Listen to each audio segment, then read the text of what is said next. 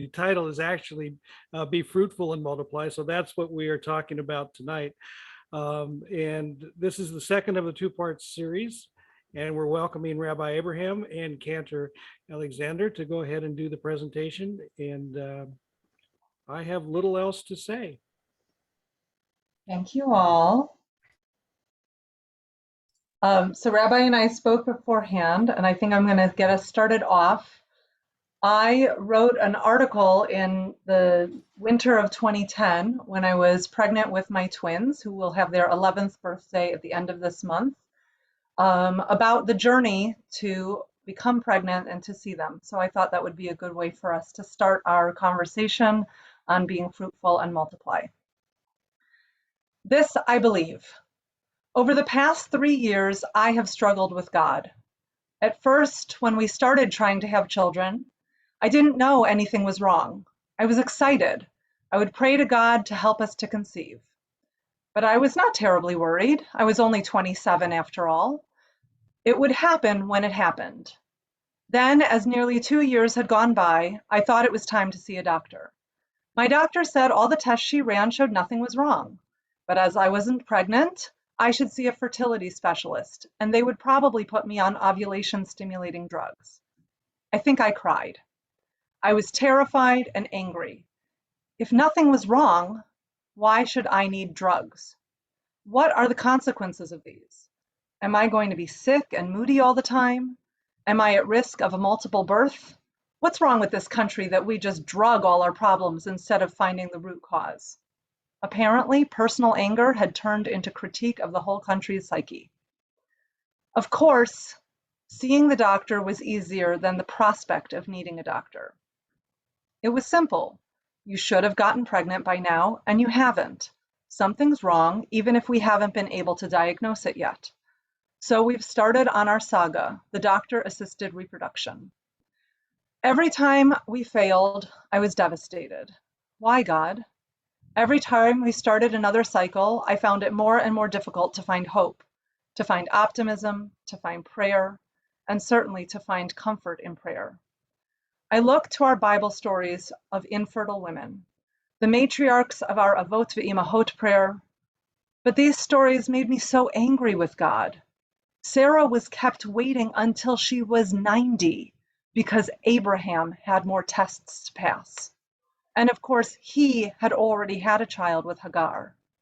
Rachel was kept waiting in hopes that Jacob would learn to love his fertile wife Leah, though again, he did not suffer from a lack of fertility. Was I being tested? Was I not sympathetic enough, empathetic enough? Had life been too easy? Did I need a lesson in humility or in the frailty of our own planning? For me, I could not imagine the purpose of life without children. Why did God command us and me to pru, to be fruitful and multiply, and then make it so difficult to accomplish? I learned from our Torah that infertility had been a part of life from the beginning of humanity. And for this, I hated God. But what choice did I have but to pray? There was too much in God's hands. So I prayed from the bima, looking at the ark doors, which said, Ledor Vador, please, God, permit me to fulfill your commandment and bring another generation into the world.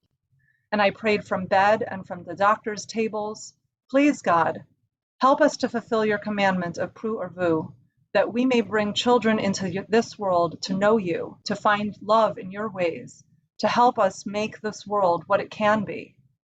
I prayed for God to make my body work as it was intended, to help the doctors know the proper treatment. I prayed that this child-centered and doctor-centered world I was living in would not tear me and my husband apart, but would enable us to be stronger and more committed to life together. I prayed to God, to a God I sometimes hated, but to my God nonetheless. This I believe. God did not cause my infertility, but it is a part of the human condition. This I believe. God is there in the doctor's hands. God is there in the research that permits medical advances, and God is there in the very nature of human curiosity, which leads to research and innovation. This I believe. Life does not start at conception, only the potential for life begins there. We saw 6 fertilized eggs dividing embryos fail due to arrested development, and we do not know how many suffered the same fate internally. The doctors only can guess at why they do not create pregnancy. In this, I see God. The doctors gave us a 40% chance at each IVF cycle, but they do not know why it works this time for this person or not. They can only compile statistics. In this, I see the hand of God. So here I am with twins on the way, an original fear having become only a blessing. My anger has abated, and I know there are many more spaces for God's work now, in the miracle of creating life, than there were even just to get here. And so I pray that God will help me to grow healthy twins who are born with health at the proper time. I pray God will give me the stamina, patience, and love to care for these children I prayed so hard for, and to watch over them for all the days of their lives and pre-life. This I believe.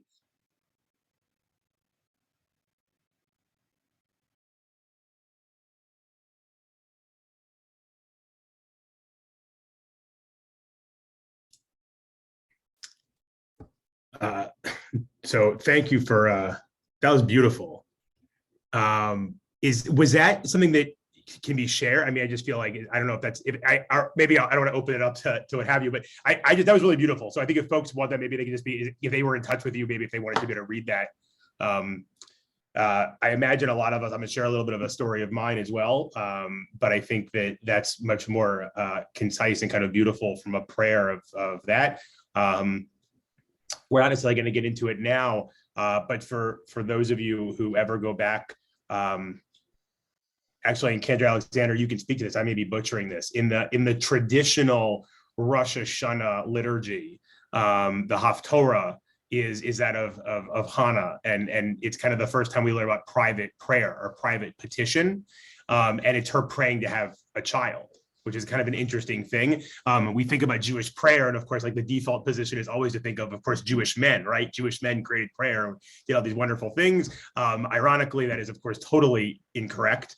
It was Jewish women who came up with the concept of prayer, and what was she actually praying for? She was praying for the ability to have a child.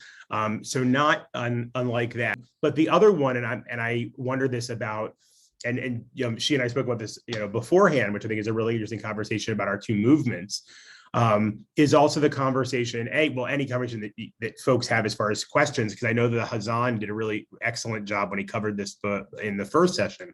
But the other conversation really is surrogacy, which is kind of another, I say twist, but an amazing twist, of course, that allows families to be able to have another kind of option in family planning, where depending upon, you know, sperm and egg donors, you know, for someone to be able to carry a child to term is a pretty amazing thing. And so kind of that question under Jewish law. So there's lots of things to discuss and lots of different papers, but I also want to kind of see where people are at, and also kind of throw it back to Cantor Alexander just to see where we're kind of where we're at. But I think you now have two clergy that have just shared with you kind of two different stories. So if anything, if maybe anything, I want to make sure that this is not a faux, like a kind of a taboo conversation. Let's put it that way, right? That this should be a conversation in the Jewish world that is had way more often. We don't talk about the difficulty of having kids a whole lot, right? We talk about the beauty of having children, the mitzvah of having children, how do we pay for the kids to go to the preschool, all that kind of good stuff, right? Rarely do we talk about the fact that it's not always so easy, and the stigma that goes along with it.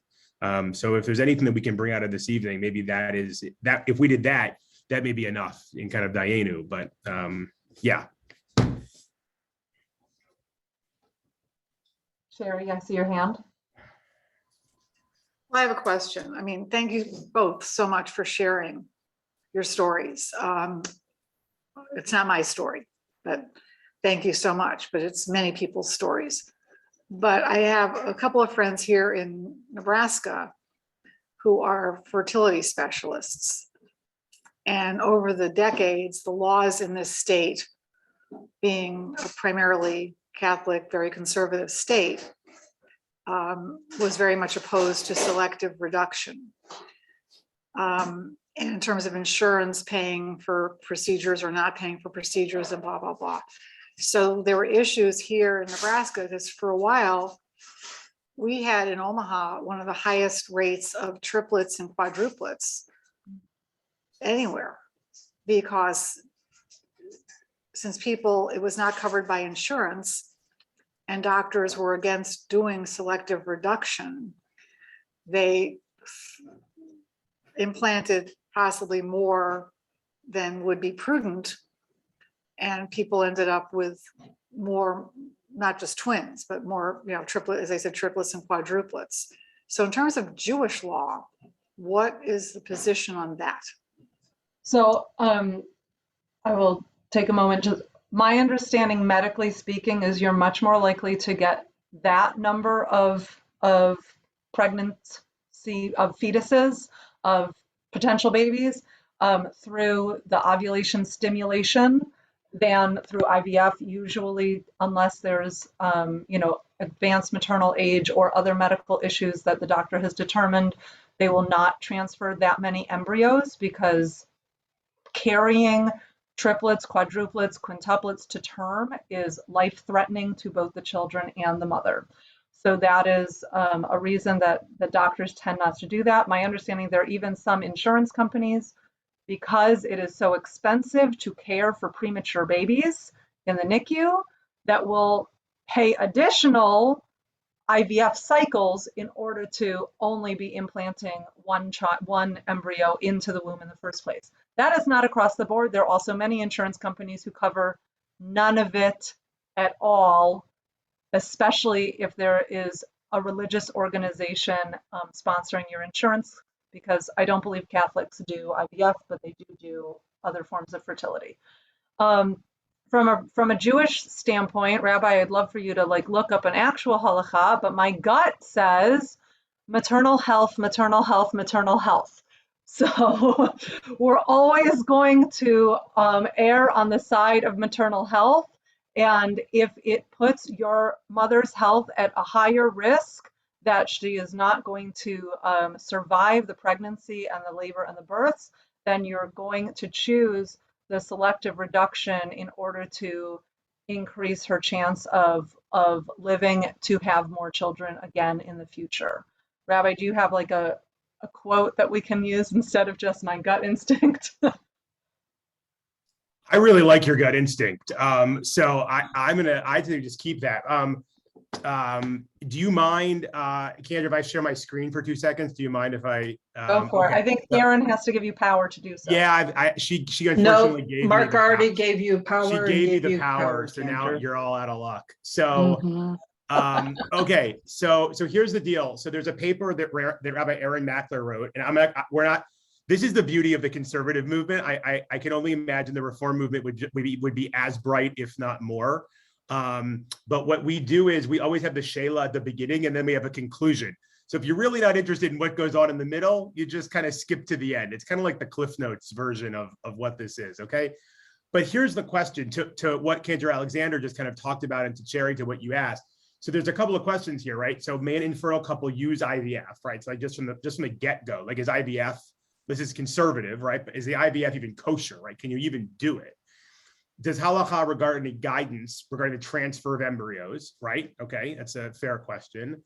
May more embryos be created than are needed for immediate use? So can you even freeze them to begin with, right?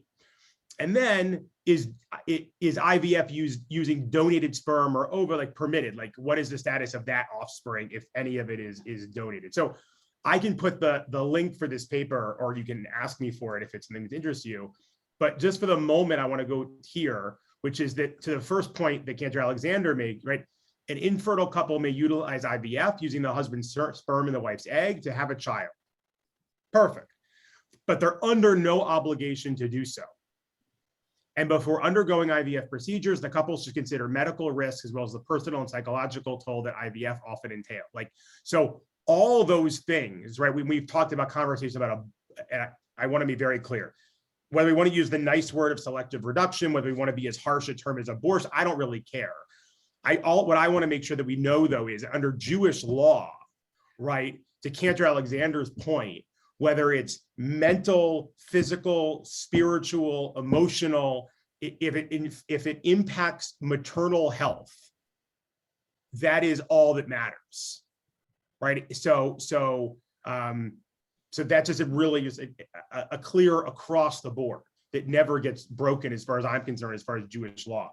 So all these things here are important, but I just want to show out a couple of them, because when we did this, like some of these things were not on the table, thank God, but they are interesting to think about, because once you get into this science, the science is pretty amazing, right? So how far do you let the science play? So couples who wish to use IVF and pre-implantation genetic testing, right? Not an uncommon thing. Jewish genetic testing is something I advise all couples. I'm sure Cantor Alexander does when we're doing premarital counseling for couples. We would never tell them not to get married, by the way, but it'd be a matter of being like, you should be smart to know if you're both carriers of Tay-Sachs, you should know that, right? It's okay. Just know that you're both carriers. So maybe you've got to have some extra testing when you have children, okay? IVF should not be used solely for the purpose of gender selection, right? So if you could have a kid, healthy baby, 10 fingers, 10 toes, what have you, but you're doing it because of that, like as if we were living in China or in a place where, we were supposed to have specific number of who's going to be allowed to live. That's not what we're playing here, right? That's not the game of what's being done here. Fine. 4 was specific to what was asked. In order to avoid risks of the mother and child, decrease the likelihood of abortion. We don't mix words as far as the kind of reduction.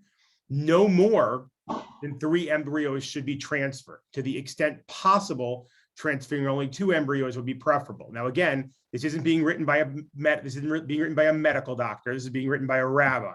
So let's just be clear: the rabbis are writing this with the intention of saying they don't want to have to make you reduce the number dramatically, right? And I don't even know what the odds are. I mean, I remember when we did it, but I remember I can only imagine as years go by and the technology gets better, right? The doctors have better ideas of what could take or what would take. So this was when it was written. 5 is the one that I think is a fascinating one. Creating extra embryos and freezing embryos is halachically acceptable. Embryos may be maintained as frozen indefinitely, but thawing a frozen embryo that the couple does not wish to implant in order to discard it would be halachically permissible. So if you have 6 embryos and you only implanted 2, or you implanted 3, and let's say had twins, and you were like, thank you very much, that worked for me, right? Then the other remaining 3, because that they're not anything, right? They're of course there's something, and there's a meaningfulness, and there can be an attachment, but there is no legal status to these things. And so that's a really, really important important thing to kind of not to kind of put out there, but to put out there from status. The only other, just to throw that up there, there you go. That was just a Karen, which is totally fine. I'm sure Karen wanted it, but so there's to everybody. And then the only other thing for me just to throw out, really just from a point, and then I'm sure there'll be questions for both of us here, is in conservative Jewish law, just like we understand Jewish identity to be defined through matrilineal descent and or conversion, we understand Jewishness or identity when using surrogacy as determined by the womb the child comes from. So to go back, let's just assume for a moment that a child that Jewish mom cannot bring the child to term. So for the moment, let's make it very easy. That it's a Jewish man's sperm, the egg from a Jewish woman is implanted into a non-Jewish woman. and the non-Jewish woman brings the child to term. 9 months, the child is born, 10 fingers, 10 toes, happy as can be, healthy as can be. If that child was born of a non-Jewish mother, if the womb that child came out of was a non-Jewish woman, then that child needs to be taken to the mikveh, right? For us, just want to be very clear, for us, right? And I would say for the Orthodox movement as well. We would always use the Hebrew name of the parents. We would never, it would not be Avraham V'Sara of a conversion. It would be as delicate a process as humanly possible. And we've done it multiple times at Bethel. But that is an important thing just to know that, people may take issue with, and that's perfectly acceptable. But I just want to make sure we're being, kind of transparent, full-throated here, that is the one thing. It is an incredible gift, but it makes no difference to us, the sperm and the egg. All that matters to us is kind of the womb the child came from, for the idea of surrogacy. That being said, surrogacy is absolutely seen as a viable option of having children. So let's just be clear, whether it's by being carried by a Jewish woman or not. If someone came to me, as they have, and said, "Hey, listen, we have this opportunity," go get them. I think it's an incredible gift. But I wanted to make sure to put that there, not to add more confusion. But if there are other questions or thoughts, please, I'll hand it back here before I cause any more problems. Janie? Yes, this is a very, very long story. I'm going to make it really, really short, but it does have something to do with what we're talking about. When our oldest daughter and son-in-law were 40 and they wanted to be parents and they were not conceiving, and they went through all the in vitro, and then they went through the adoption process, and many of their friends got babies and they didn't, and they finally got a baby, and we went there, and after 4 days the mother changed her mind and took him back and took him away. And this happened twice. And then the adoption agency called one day. They had also lost 2 4-legged furry friends that week that were old, a cat and a dog, and the baby. And yeah, okay. So this adoption agency called and said, "We have a situation here at the hospital and you need to come down." And they said, we're too fragile. This is the most hideous week in the whole world. We can't. And they said, "Yes, you have to come. This is it. This is it, critical to you." And they said, "Why?" And they said, "Because there are twins that are 2 weeks old. They're perfectly normal. They've been tested. Everything is wonderful. They're 6 pounds. The grandparents can't raise them. The birth parents are 16 and 17 years old. They're Jewish. They're Sephardic Jews. They need to be adopted." So our kids said, "Well, okay, in that case." So they went back to the hospital.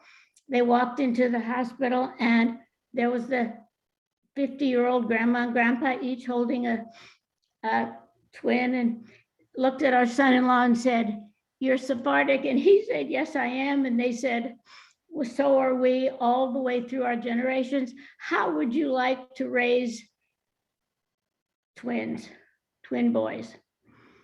And I know, you'll never tell this story, Mom. 22 years later, you'll never tell it without crying. And so, yes, our gorgeous, gorgeous, normal, beautiful, brilliant, very Jewish Sephardic twins are ours. They think we're blood. "Well, Grandma, I know I do the same thing you do because we're all blood." And I said, "You're right, we're blood." But to have had those heartbreaks, and at one point, when the second one was taken away, my daughter, they lived in Bethesda, Maryland, and I was flying there all the time. And she said, "Mom, there is no God. This couldn't happen. It's not right. We're so deserving. We're such a wonderful couple. We're so in love. We want to be parents. There's no God." And I said, "Oh, baby, oh, my sweet girl, don't say that to me." And then they got these gorgeous, normal, healthy, beautiful Jewish twin boys at 2.5 weeks old. And of course, then I was there every week again. And she said, Mom, there is a God. Thank you, Janie. And I'm so glad that that worked out for your family. You know, becoming parents can be a very difficult journey, and it definitely can test your faith. Yeah. Wow. No, but I think I think what Cantor Alexander brought up at the very beginning, right? I mean, I think that is your original, like the original thing to be upset about God about. Yeah. Right. I mean, it may be the first mitzvah, but think about our ancestors, right? Abraham and Sarah, right? 90 years old, right? God tells Sarah, you're going to have a kid, and she starts laughing. Is she laughing because she's 90? Is she laughing because she's looking at the guy she's supposed to have a kid with and being like, are you serious? Like but the point of the matter was that was an issue, right? You look at, I mean, right. You look at, even Isaac and Rebecca, like there was all kinds of issues going on, right? And it goes on and on. I mean, look at Rachel and Leah, right? Of who Jacob loves more, but can't have children with. I mean, the dynamic is there. So Janie, to that story, I mean, I can't fathom the heart wrench. I think that for your kids, though, that story of God, it's so interesting that I think that the conversation over children, which is such a gut-wrenching and important one, is where we really start to have that conversation about God. So it's almost important that you've almost been briefed before having that as the first conversation you have to have. Because if it is, it's gonna be it's a hard one. It's like really hard, because to your point, we're good people. Like, why can't, isn't this how this is supposed to work? But since we don't talk about it enough, I think a lot of us are shocked when maybe it's not just as easy as they made it out in an 8th grade film. So it gets a little bit more complicated than. Or dare I say, when they scare us into thinking that you're going to be pregnant the first time you kiss somebody. Yes. So to that being said, real quick, just to go back a second, Sherry, you asked a question, and you are, so in the most traditional sense of the question, which is that the text of be fruitful and multiply, of the concept of pru or vu, or the text of being fruitful and multiply, you are correct that the rabbis of old understood the concept of being fruitful and multiply as a commandment that was upon the male. So in a heterosexual couple, let's just say, for what they understood, it was on the man, so we'll come back to it in a moment. So it was on the man. Clearly, in an egalitarian world, that's not the way we look at it, but you are correct in that its original understanding was on the man, which we could have some really interesting conversations at this point, but I'm gonna refrain and hold back. So for both company included and everything else of what we could, but any questions you have, I'll take. But nevertheless, so okay. Well, So, and that also went to the fact that, by the way, there is Jewish law that talks about that there are 2 reasons that a man can divorce his wife without like any actual reason, right? Without like any reason at all. So one, I mean, well, there's actually, I think it actually goes the other way for her to him, actually. So a woman could leave her husband with no questions asked if she wants to make aliyah and he doesn't, right? And that goes both ways. So if she wants to make aliyah and he doesn't want to make aliyah, like, boom, right? So that works both ways. But the other one is if after 10 years of marriage, you don't have any children. There is the belief in there's textual, kind of proof texts that are used by the rabbis that under those circumstances, a husband can get remarried. Now, of course, we now know just from our conversations here today, right, that we all know, whether we want to admit it or not, that it takes 2 to tango. So just because the husband says, oh, I'm going to go find a new wife, does not mean that the problem is necessarily going to be solved, right? Because the problem may lie, with him, or just a challenge, if you will. So, but it is an interesting idea of where it lies. So that's actually the question that gets asked in all these papers: is do you fulfill the mitzvah of procreation if you use IVF, if you use surrogacy, if you like, because have you fulfilled it? Like, have you actually done that part of the mitzvah? The conservative approach, I believe the reform approach would be yes. But it does get a little bit complicated under certain circumstances. Yeah.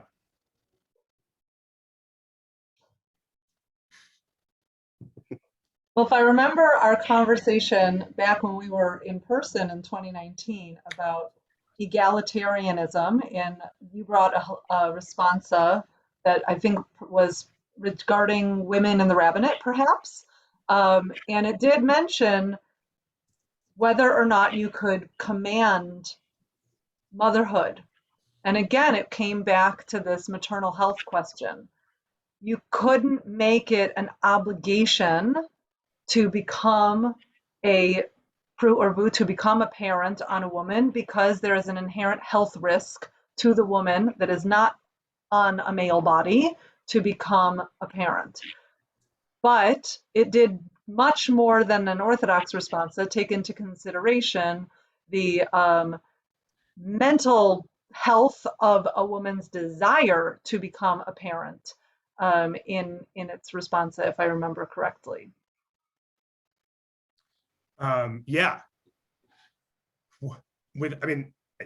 So just to that point, maybe just to take that one more step, Justin, you kind of threw this out there. So Susan Grossman, who is the rabbi in Columbia, Maryland, where my parents live, she's just brilliant. All of her writing is brilliant, and I'll put this in the chat as well. But this paper that she wrote, the question that she asks is, may a single unmarried individual who wants to choose to become a parent through adoption and or the use of artificial reproductive technologies, which I think became the overarching term for everything, not just IVF, but anything you could imagine, do so under Jewish law. And she comes down and basically says, yup, without question, right? And to her first point, I sort of get to the conclusion, right? It is permissible for singles to adopt and to utilize any halakhically permissible form of artificial reproductive technology to have children of their own. The use of specific procedures should be determined by the individual in conjunction with his or her medical practitioner. And so, without question.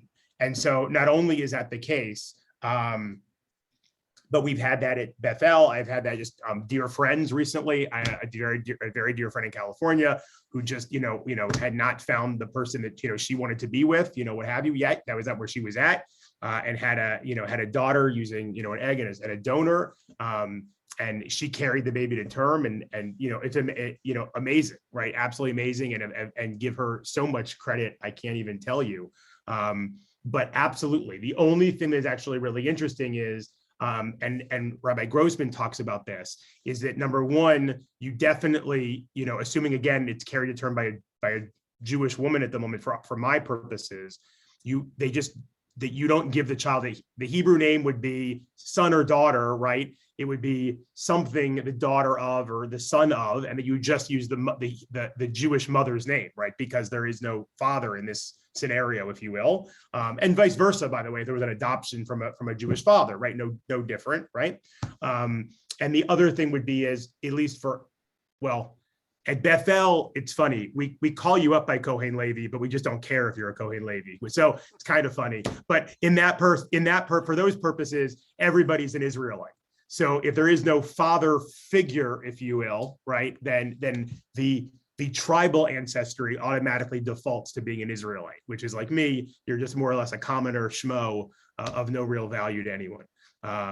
Justin, I don't know if there's anything else to that one, or if I covered that okay. Yeah, just halachically, if it's important to go forth to multiply, can you get by the one night stand that you had so that you can go forth to multiply? So that's a really interesting question. Yeah. So you know that it happened if it was. Yeah. So this is recorded, so I want to be really careful. So okay. So here's the deal. it used to be in the good old days, and the good old days were before all of us were ever alive. Okay. So there were 3 ways that made you Jewishly married. All right. So there was something called star, bia, and kesef. So kesef, of course, is good old gelt, right? Is money. So kesef was the dowry, right? That was what you paid. So you could become married through dowry. You become married through star, which is what we currently use, right? A star is a document, is a legal document, it's the ketubah. But the other one was bia. Now, bia is sex. So if you really want to scare a bunch of 15, 16, 18-year-olds, you basically tell them that if they have sex, they're now married. Forget what comes of the sex. The mere fact of having it is actually going to make them married, right? So yes, it is absolutely, there is no question that if you were to have in that scenario kind of the one night encounter, and you had a child, you would halakhically, I mean, everything of course being consensual, let's just make sure we're being clear here, then yes, you would fulfill that obligation, if you will, or that mitzvah. You may not have been intending to fulfill that mitzvah, but you certainly would have done it, I guess is the best way I can say it. So yeah. Anne, I see your hand. Yes, I just wondered if there was anything in our Jewish law that pertained to people, and this doesn't, this is not a personal thing because Harvey and I had children, we have children. But what if somebody is married and they decide they absolutely don't want to have children? How does it pertain to the Jewish law where we want to reproduce and, have more children? Well, I believe that there is a famous story, I never remember the rabbis' names, but where there is a rabbi who, a Talmudic rabbi, who has a very positive but childless relationship with his wife. And other rabbis ask him why he doesn't leave her. They are permitted to get divorced because of the fact that they don't have children. But man is not supposed to be alone, right? From book Genesis chapter 2. That overarching desire to be together, them as a couple, superseded the commandment that he should be with somebody else who could provide him with children. Given that example, which Rabbi Abraham might be able to put names to those people, given that example, I would imagine that our law might discourage the choice to be childless, but would still accept that a relationship that is a loving, that is, people should not be alone quality relationship, would supersede the commandment part of having a child, thereby breaking that union. So I don't know that a rabbi would be like, oh, you should absolutely choose not to have children. But I think that if that just is how the couple works, they would not be required by any means to get divorced. Okay. Because there are a lot of people that, maybe not lots, but there are a lot of people that just choose not to have children. Absolutely. Right. So, and that to me, that's their right. Of course. They have a good marriage. They're good together. My aunt and uncle, who would be 125 by now, but they never had children. Part of it was because of the depression and other things that were going on. It was just not a good time to have children. But I think there are other people that have a good relationship, whether they're married or not, but married, most of them, and they choose not to have children. And I just don't see that there's any sin in that. right. So okay. So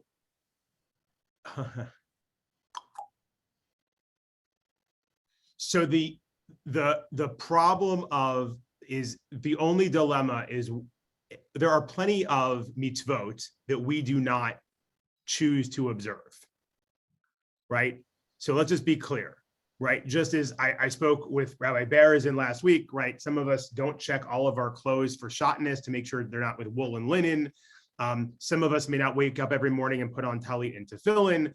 Some of us may, when we went to dinner or we picked up dinner or we ate tonight, may have eaten meat or dairy that was not hechshered kosher. There are And lots of also not sacrificing animals at the Beit Midrash in right, Jerusalem. and even if it came back, would choose not to do so. Yeah, I mean, like exactly right. So there's a whole litany of things that Cantor, Alexander, and I could list that we don't do, right? That are in Torah.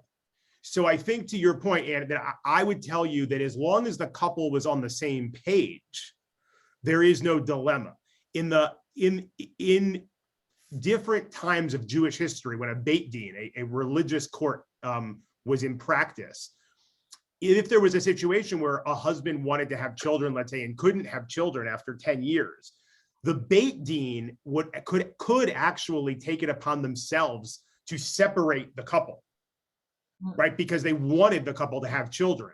And by the way, we needed more Jews. I hate to say it that way, right?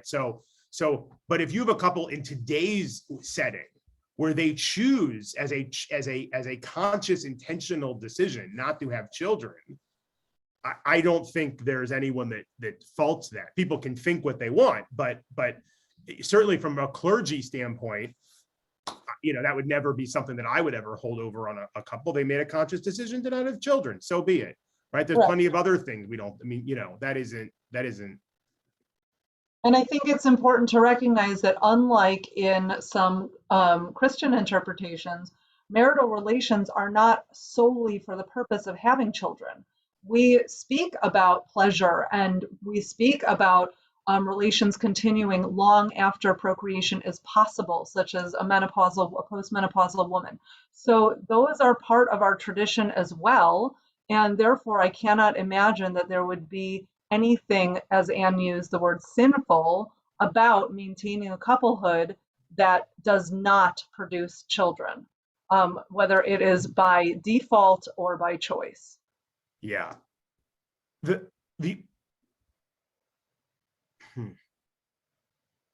only thing that could be brought up, and I'm bringing this up just not to solicit groans or faces, but it is worthwhile to point out that in the strictest understanding of Jewish law, as Sherry brought up before, right?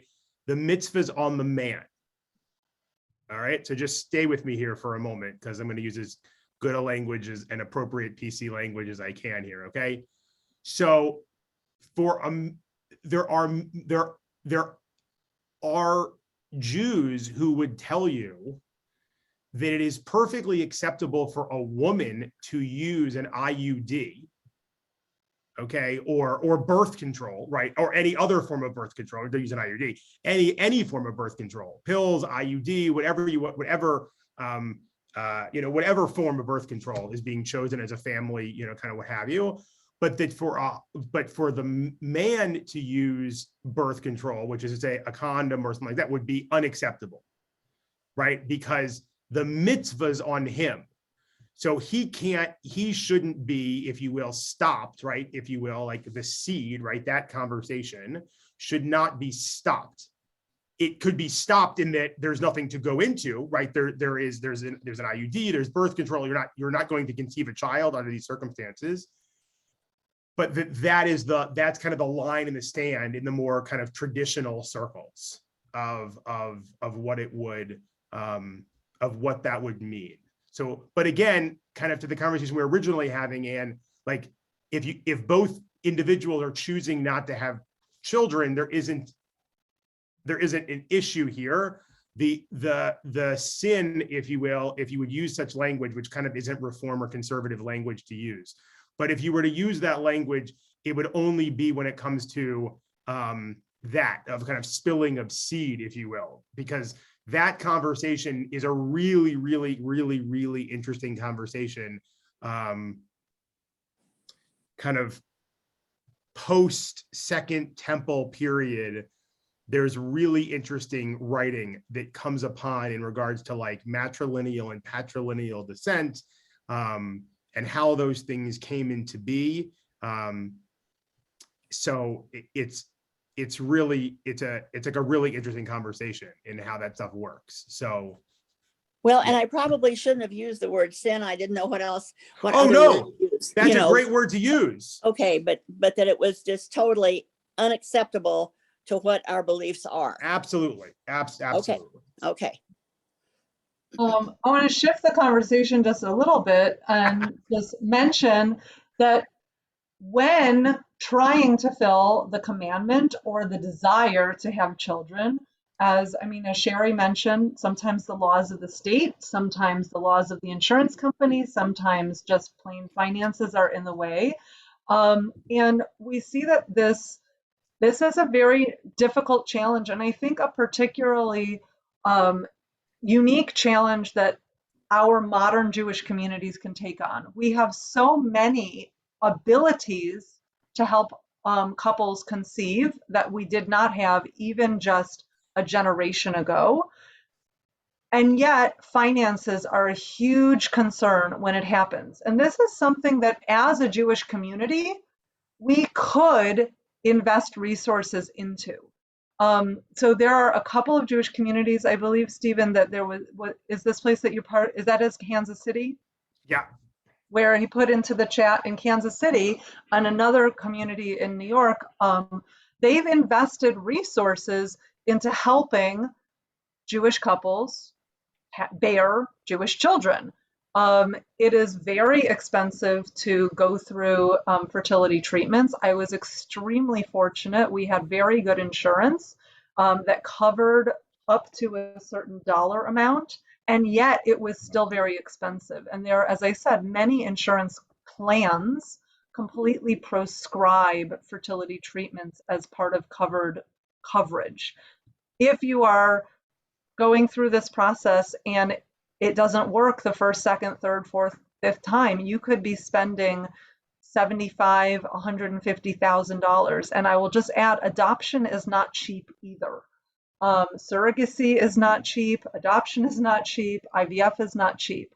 You can imagine as well, if you're speaking about a homosexual couple, they are going to be, by necessity, needing to use donors either for egg or for sperm. You're going to, by necessity, potentially, if you're with two gay men, you're going to need to have a surrogate.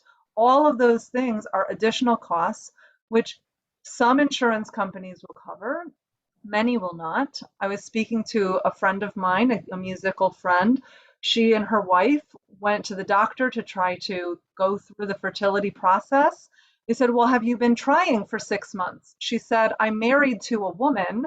It doesn't matter how long I'm trying for. It's never going to happen. But they had this list of rules, that the boxes that they had to check in order to be able to access the medical care that their insurance was willing to cover for them. We're in a brave new world where there is all sorts of possible things, but we as a community need to sometimes say that we're going to step up and help our community members be part of those brave new world things. I'm reading the chat as it goes by, so sorry as I take a break to read. Yeah, no, just really quickly to add in there, and you just first of all, thanks to Cantor Alexander for throwing that out there as far as those two. You know, Priya is a really wonderful one. Rabbi David Glickman and his wife, they're the conservative synagogue. They started this in Dallas, and then they brought it with them kind of to Kansas City. But it's just funny that, you know, Cantor Alexander and I sit in meetings, you know, are kind of too often, and they'll talk about how do we subsidize the cost of the CDC, or how do we do all these things.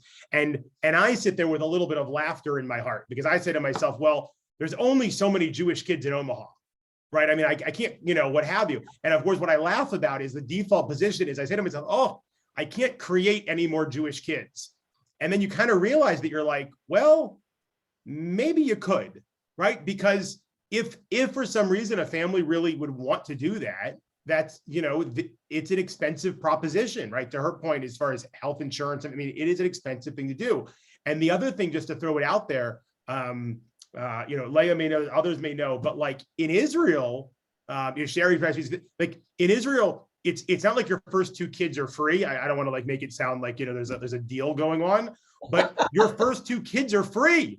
Like if you make Aliyah, you live in Israel, just because of the way their socialized medicine works, for their first two children, if you need fertility treatment, Thank you very much. I'm not telling you it's simple. I'm not telling you there aren't hoops to jump through. Don't get me wrong, but there's no shelling out of massive amount of money, right? It is part of and parcel of how the system works, because they want Jewish children, and so they're going to put their money where their mouth is to make this work.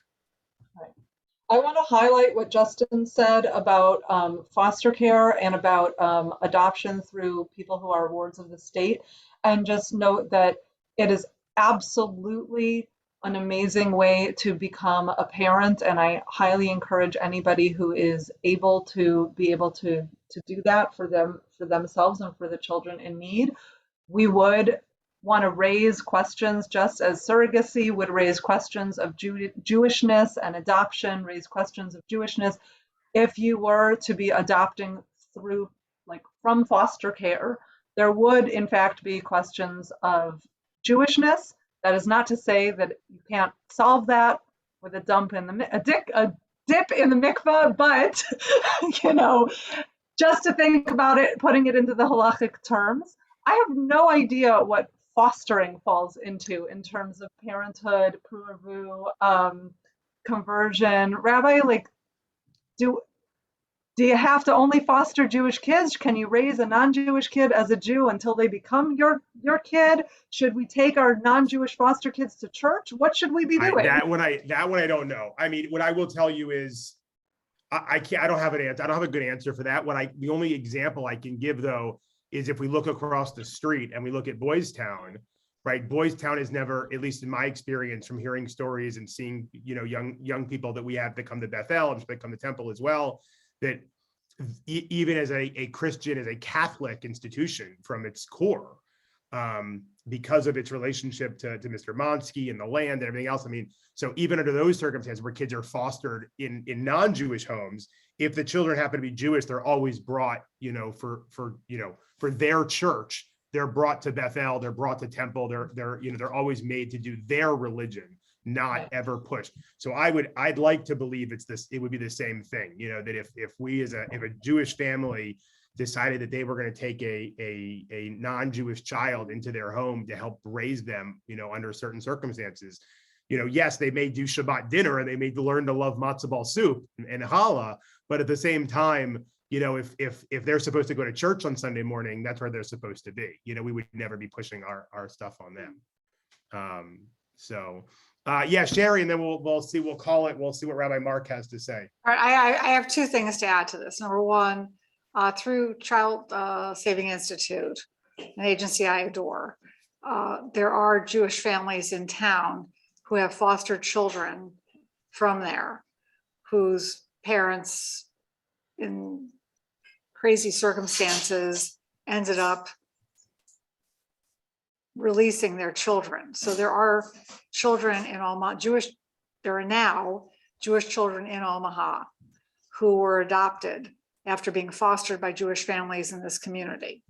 Secondly, I was on the Jewish Family Services Board for 12 years, from 46 years ago to 34 years ago. The only reason I know the exact time is I was pregnant half of the time I was on that board. And there were many, at that time, Jewish Family Services did adoptions. I think now currently they are only certified to do home visits, but it is no longer has adoption certification.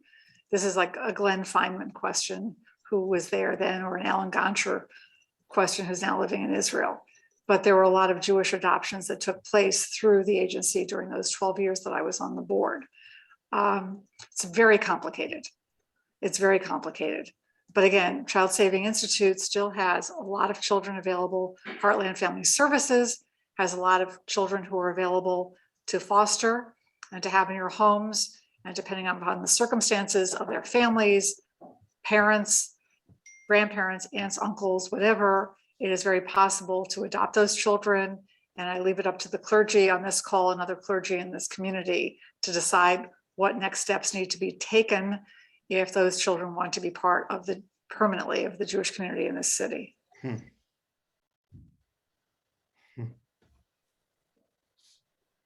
So really, I'm not going to get, that's a really interesting Well, no, it's a huge issue. This is a whole separate issue. Yeah. I'm There's a gonna keep my there's a toe lot out of of- that. there's a I'm gonna lot- keep my toe out of that bathtub for the moment, but that is a really interesting, We'll talk another time about yeah. So I think for the moment, first of all, just it's always an honor to be able to teach with Cantor Alexander and to be able to be together, all of us. This is one of those topics, and I really hope, I know that Hazan Krausman did an excellent job on the first class. I only heard amazing things, and just knowing him both as a friend and teacher, I have no doubt that the class that he did in the first run was fantastic. But this just shouldn't be taboo, right? I mean, if anything else, that's the real conversation, right? Is that this should be a conversation we can have, right? And it's tough, whether it's our kids or it's our, be so lucky to have conversations with our grandkids, but it shouldn't be a taboo conversation. It shouldn't be, it's so hard, because of course you want to be able to do this. I mean, unless you make the intentional decision to go with Anne, it is such a hard conversation. It's hard emotionally, it's hard psychologically, it's spiritually, so just kind of, dare I say, pregnant with problems and challenges and meaning. And so to Cantor Alexander's beautiful writing, like, this is the epitome of the time that you're going to call out to God and be mad, right? Just as Hannah did on Rosh Hashanah, which is why we read it on Rosh Hashanah, right? We read it on Rosh Hashanah, but it's creation, right? It's the creating of a new world, right? She wanted to create a new world. She wanted to have a baby. So let's push that. So if you have questions, if there's other things, I'm sure we're both we're always available to be able to be there to answer questions. But I'll let Cantor Alexander, I'll let you have. I'll have to call you back. Thank you so much. It was a pleasure teaching and planning to teach together. I think we're very fortunate, while there are some differences between Reform and Conservative, especially when it comes to things like patrilineal descent. We don't have quite as many worries about whether the womb birthing the child is a Jewish womb, because we do permit Judaism to come through the raising of the child with Jewish parents. But it is lovely to see the small distinctions that make us each a little bit unique and the reasons that we get there. And I appreciate you listening to a little bit of my story. It's a wonderful thing that it was extremely urgent and important to share it 11 years ago when I wrote it, and you kind of put it on a shelf, and you forget that it's still urgent and important to anybody else who might be experiencing that in the future. So thanks for the opportunity. And I'll just take a moment to maybe speak on behalf of the group and thank both Cantor Alexander and Rabbi Abraham for both the personal stories and comments, and also presenting information that's very interesting, useful, and thought-provoking at times too. So thank you very much. We appreciate that. I'll also mention that for next week, we have Halakha, Religious Observances in Daily Life. This is the second of a two-part series, and I'll also comment that the first of the series with Rabbi Abraham and Rabbi Berezin was, as I went into it, I thought, oh boy, this is going to be some muddy waters. I'm not sure what this is going to be all about. And it was probably as interesting and as clear and concise as way beyond what I thought it was going to be. But then I have somewhat shallow mind to be in deep water. So at any rate, thank you both. I'm looking forward to the follow-up, a little challenge for the next time with Rabbi Dembitzer and Rabbi Stoller to be presenting the follow-up on that topic. So thank you all. Thank you. Thank Thanks you. so much, folks. Have a great night. Sharing your personal Thank you, everyone. Thank you very much. I want to.